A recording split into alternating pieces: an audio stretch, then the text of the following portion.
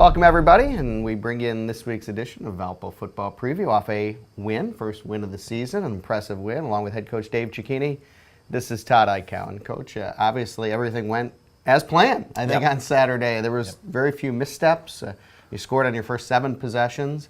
Defense only gave up one real big play, and it was a 44-10 win. A great way to get your first victory with a solid effort on all aspects. Sure, absolutely. We knew that Trinity was not the caliber of team that we had faced in weeks 1 and weeks 2, but they certainly had a number of really good football players on their team. And as we mentioned last week, they gave us a good run for our money a year ago, so we didn't take them lightly. Talked a lot to our football team about maturity and being the mature football team and how to play, and how to plan and practice and act when you are the favorite. And our players, I think, did a great job of responding. And it was a different type of atmosphere. It was really our first day practicing on grass, and it's a game day when you go out there. So there were some unique challenges to everything, but our players rose to the occasion. And there was some adversity, especially on defense, where you're missing some guys now up front. You're missing some guys in the secondary. You're going to get some guys back as we go along. But it allowed you to play a lot of freshmen on defense, and you got a chance to see where some of these kids are, and some guys played really well for you on the defensive side. Yeah, there's no question. We talked at the beginning of the year.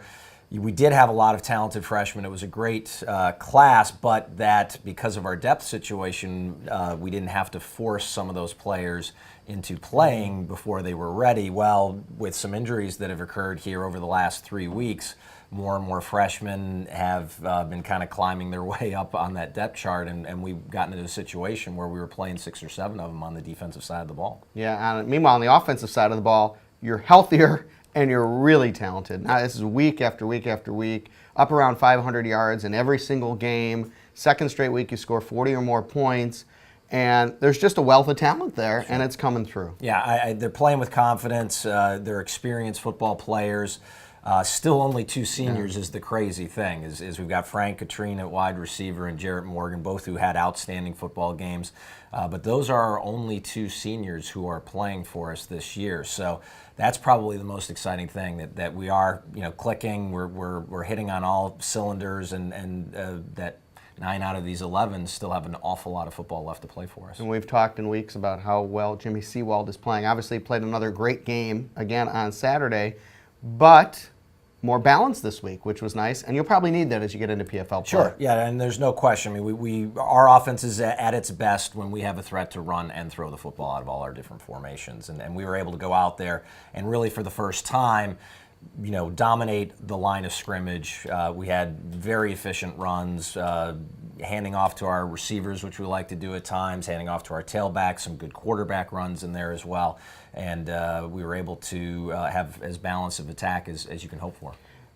As you get into PFL play and you look at the schedule, first 5-6 games, every game looks like it's a toss-up. Every game is going to be a close ball game.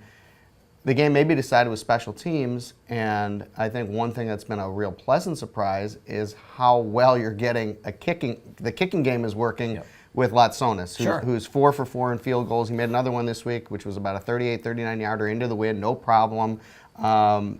When we talked before the first game, we're not sure what we've got kicking the ball. Sure, yes, yeah. There's no question right now what you have. You've got somebody who's really confident kicking the football. Yeah, no, Demetrius really stepped up. Jake Simpson in camp was having some problems. He did most of our kicking a year ago and just was having some groin trouble. And there were a couple of weeks where it was a little touch and go. We were concerned going into the season about getting consistent play out of the kickers, and Demetrius has really stepped up. He hit a couple of touchbacks. He's done a really nice job. He's got such a strong leg, and I think he's just gaining more and more confidence with each passing football game. And Bailey Gessinger almost broke another one on a punt this time. But there's another guy who, when it gets down to a close ball game and you need one big play on special teams, he may give you an advantage going forward. There's no question. I mean, he's a difference maker. He is the fastest player on our team.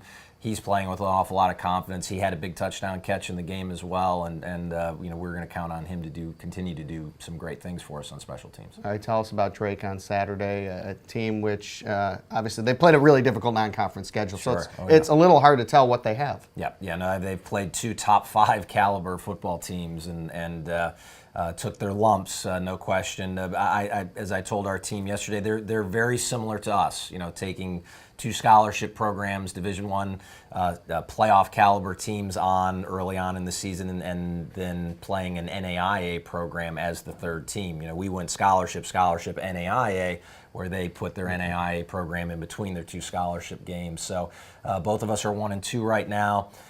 Drake was 7-4 a year ago. They return a wealth of talent from that team. Their quarterback is back. Yeah. He's a legitimate threat to throw the football. Their defense is strong. They are big and they are strong. They've got some good defensive linemen that returned from a year ago. They've got some experience at linebacker and in the secondary. So it's going to be a challenge. Over the years, it's been hard for Valpo to get a victory over Drake, and although there's been some close games, but one thing is they've always had that big offensive line, they've run the ball, right, and they've taken advantage of the size advantage. Tell us how that matches up. I know their quarterback is maybe better than their throwing quarterbacks have been in past years, so they will throw the ball maybe a little more than what we're used to. Yeah, no, he's a good thrower and he is an experienced football player. And when you watch the games that they've had so far this season, they've kind of had to have thrown. They've fallen behind early in a couple of those games, and he's certainly played well despite some very talented defenses that he's gone against. But you're absolutely right. Drake. The key to them beating us a year ago was their tailback had over 200 yards of rushing, and they did a great job of just using those big offensive linemen just to control the line of scrimmage. So that's got to be our biggest priority, as talented as their quarterback is.